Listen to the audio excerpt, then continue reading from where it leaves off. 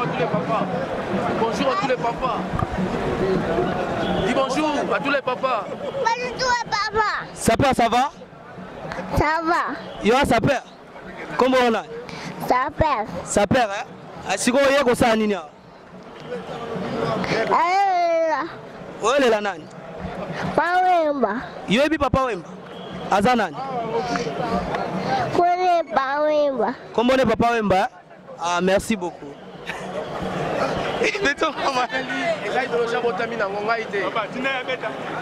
Débarquez. Et voilà, bien moi besoin mon amour no. Ayo la papa wemba na arche. Balobi moi non, tu as bien tambula na été, mais moi je pense que Azan a 3 ans.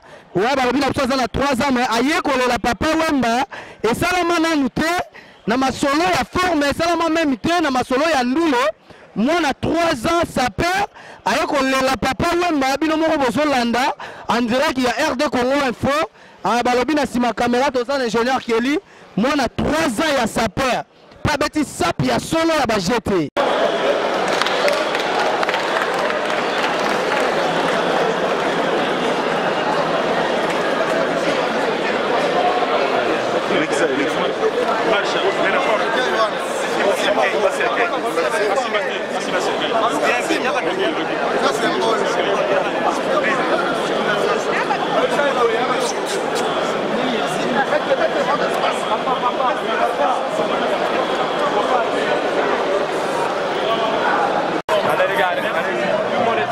Sapeur tout ba kimi pecho za danger.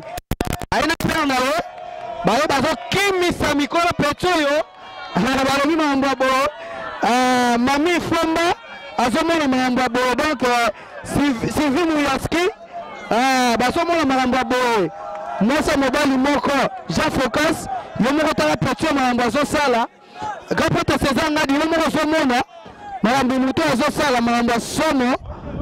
Mote ndoko Mote tomoni yo vraiment toona mwana na yo na kati événement oyo ko sa biso bauti wapi na uti Congo Central nazali grâce à père Congo Central biso ne tobundaka toujours na makambo ya bilamba ngo tozebele nazanga moko te nazapena ba masala ngai alors mwana oyo na age déjà komi ko salise musala ozo mona te ko zo conduire mabe papa ngana salise musala oyo ba salisa ngo mutu te mwana yo eza éducation de base ya mwana na ngai abotami na yango ngai te abanyanga vanga pe aleki nga na malasi faute na ngai te eza na idéologie accent nangi papa mabaka kotikela bino bilembo yango oyo nenga zo sape weza ta koza voyou te apriaka d'abord ayebi bible comment na bébé Gédéon asa bientôt 3 ans à peine 2 mois aussi 3 ans dans 2 mois c'est 3 ans c'est ça aussi 3 ans ah, ok merci beaucoup 3 ans et 2 mois merci beaucoup ok